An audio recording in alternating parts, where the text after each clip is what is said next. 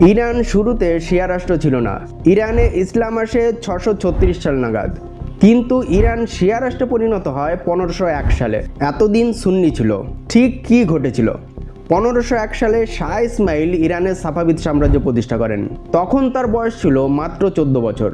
কিন্তু সেই সময় ইরানের পশ্চিম দিকে ছিল শক্তিশালী অটোমান সাম্রাজ্য।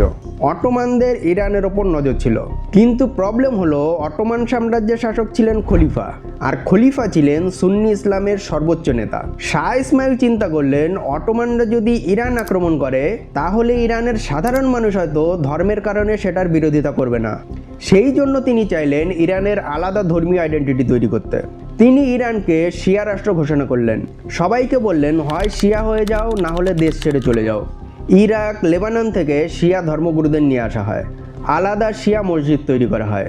সুন্নিদের প্রথম 3 খলিফাকে অভিশাপ দেওয়ার প্রথা চালু হয়। ধীরে ধীরে ইরান শিয়া মেজরিটি রাষ্ট্রে পরিণত হয়।